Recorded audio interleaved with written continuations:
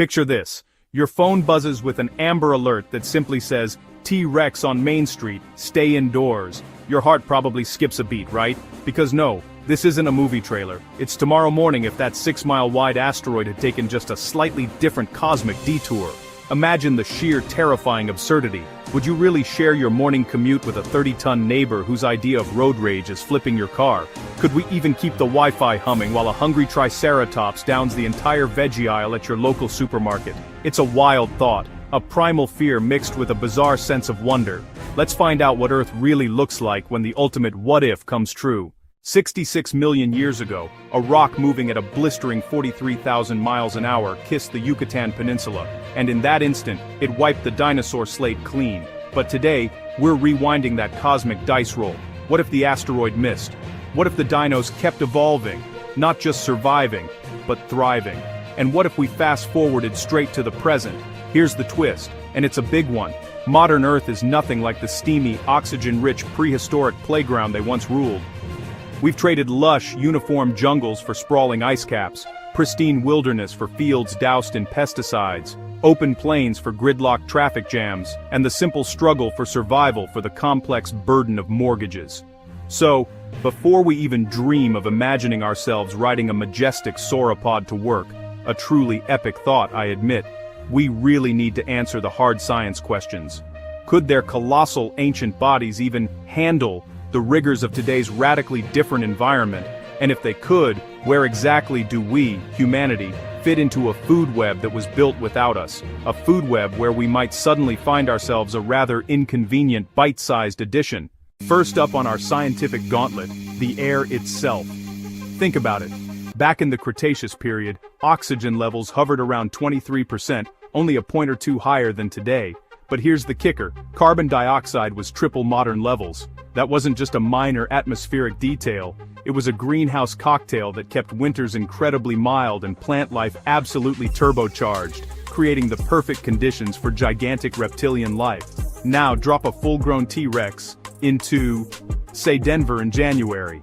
He's not just facing a bad hair day, he's got two immediate life-threatening problems. First, the thinner air at altitude, which might make breathing a real struggle for a creature adapted to denser, carbon-rich atmospheres. Second, that wind chill.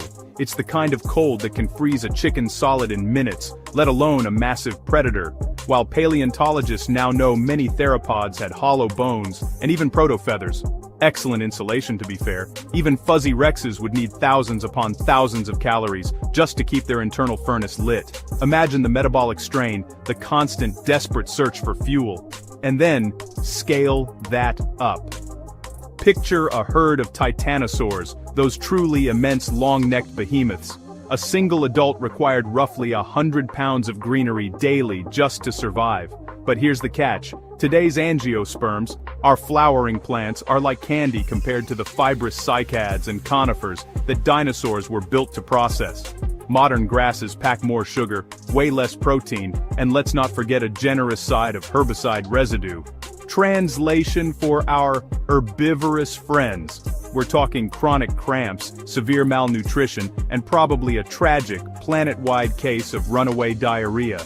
Even if they somehow browsed organic kale farms, the nutritional math simply fails. Those farms would be stripped bare in days, sparking food shortages that would make a locust plague look positively polite and orderly. Beyond nutrition, there's the sheer physical reality of a modern planet.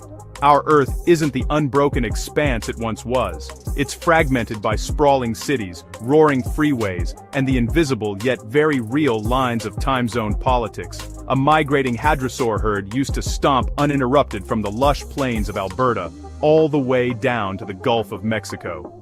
Try that today. Imagine a migrating herd, suddenly confronted by the I-70, trying to navigate rush-hour traffic without getting T-boned by an 18-wheeler. It's an ecological nightmare waiting to happen, a clash of ancient instincts against modern concrete. The very infrastructure of our world, designed for human scale, becomes a death trap for creatures of this magnitude. So, let's say, against all odds, the dinos somehow survive the thinner air, the biting cold, and the utterly unappealing modern salad bar. What then happens to us? For the vast majority of mammalian history, our tiny ancestors were little more than cat-sized snacks. scurrying underfoot, living in the shadow of giants. If that evolutionary arms race never hit reset, if the asteroid hadn't cleared the playing field, our ancestors might have stayed small, perpetually nocturnal, and far too busy hiding to ever invent agriculture, let alone something as utterly frivolous as TikTok. Even if clever primates eventually managed to climb the evolutionary ladder, civilization would look radically, fundamentally different. Forget quaint villages, think hilltop forts with spike moats and towering palisades, designed not for defense against human invaders, but against things that could swallow a cow whole. Fire, that primal tool, would become our first and greatest invention, not primarily for cooking a cozy meal, but for keeping 30-foot predators at bay, its flickering light a desperate barrier against the darkness. Steel wouldn't be discovered for plows to till the fields, but for armor, thick, heavy plates to protect both man and beast of burden. Gunpowder, you bet that would be discovered in record time, and not for fireworks, but for something with enough stopping power to halt a charging ceratopsian. Every single technological leap, every eureka moment, would be driven by one singular, terrifying question. Can it stop something with a bite force of 6 tons? Fast forward to the present skyline, and it's a truly alien sight. Expect every downtown core to be encircled by massive reinforced berms, not for floods, but to funnel sauropod traffic away from skyscrapers. Commuter trains wouldn't just be elevated.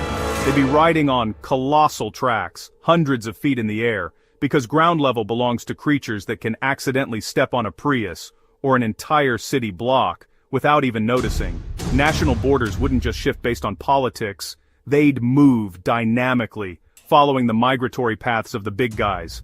Passports would now list dinosaur season travel windows, warning you which routes are safe and when. And tourism? It completely reverses. Instead of going on safari to see animals, you'd pay a hefty fee to enter heavily fortified bunkers, watching a live dino feed through ballistic glass, a chilling reminder of who truly rules the outside world. Psychology would change too, deeply and irrevocably. Think of how medieval Europeans lived under the constant gnawing shadow of war, how it shaped their art, their beliefs, their very daily existence. Now stretch that anxiety, that constant vigilance, across millennia. Our myths wouldn't star metaphorical fire-breathing dragons, they'd feature scaled flesh and blood monsters, a very real threat lurking just beyond the city limits. Heroes wouldn't be dragon slayers, in shining armor, they'd be traffic controllers, brave souls who can wave a flare and redirect a rogue allosaur away from a crowded playground, their courage measured in how many lives they saved from accidental stomping. Religion might celebrate restraint, not conquest, because wiping out an apex species would trigger an ecological collapse too devastating to contemplate, something our ancestors would figure out the hard way, through devastating famine and ecological ruin.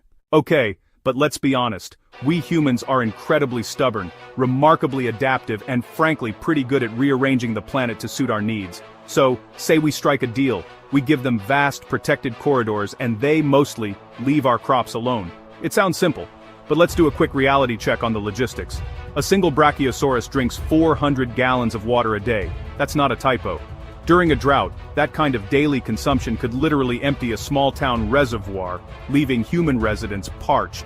Governments would need to build colossal spillways, massive subterranean tunnels, and even invest in huge desalination plants, all just for dinosaur hydration.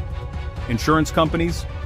They'd invent an entirely new coverage tier called megaherbivore depreciation, because let's face it, your house isn't just at risk from a tornado, but from a passing diplodocus scratching an itch on your roof. And the soundscape. Forget the chirpy songbirds announcing the dawn. Instead, imagine waking to a chorus of bellows, roars, and trumpeting calls that can hit 150 decibels, enough to set off car alarms 3 counties away and shatter windows in the next town over. The constant seismic rumble of their footsteps would be an ever-present backdrop to our lives. Yet, amidst all this chaos, opportunity still lurks. Eco-tour operators would market Brontoback trekking in the Colorado Rockies, a truly unique and probably terrifying experience. Texas ranchers might trade their cattle for hadrosaur husbandry, claiming the meat tastes like ostrich but, bigger and more substantial. Biotech firms would scramble to harvest dinosaur collagen for next-gen bandages. After all, Anything that can close wounds on a creature that routinely walks off cliff-high falls is absolutely worth patenting. And yes, somewhere, some thrill-seeker, probably on a dare, would try to ride a raptor. Once. On the darker side, black markets would erupt, thriving on the demand for teeth, claws, and yes, even dino ivory. Conservation officers would patrol vast reserves with advanced night vision drones because a single poached T-Rex skull could easily fund an entire criminal empire. Meanwhile, climate activism would gain teeth. Literally. Picture a UN summit where a spokesperson for Herbivore Island parks a 20-foot tail outside the security gate and demands immediate global reforestation in exchange for keeping migratory giants out of the world's soybean fields. Diplomacy, in this new world, wouldn't be measured in warheads, but in stomachs to feed, in acres of protected land, and in the sheer massive ecological footprint of our cohabitants. If your brain is already spinning with these alternate timelines, hit that subscribe button and smash the notification bell, because next week we're asking what if Mars had stayed blue and Earth had turned red. Your comments truly fuel the madness, so drop your weirdest dino meets modern scenario below. We want to hear it. Here's the kicker, the ultimate twist in this tale. Step outside right now, look at the nearest songbird tweeting on your fence. Guess what? You're already living with dinosaurs. Birds are the direct, undeniable descendants of small feathered theropods that miraculously survived that cataclysmic extinction event. Evolution just trimmed the claws, hollowed the bones even further, and cleverly swapped teeth for beaks. So, while we're busy imagining glass-domed cities built specifically to dodge T-Rex tails, the real survivors pivoted. They downsized. They learned to sing. Maybe that's the ultimate lesson from this colossal what-if. In the long game of life, adaptability, cunning, and perhaps a touch of melodic charm beat sheer size every single time. Still, it's undeniably fun to wonder what life would truly be like if the giants had never stepped off history's stage. Would we be the undisputed masters of technology, humble squatters living on the fringes, or simply the fastest item on the drive-thru menu? Tell us, would you want to wake up in that world? Comment your wildest survival strategy, and remember, always keep one eye on the sky, because you never know when a shadow overhead is just a bird, or a preview of an alternate, much bigger timeline.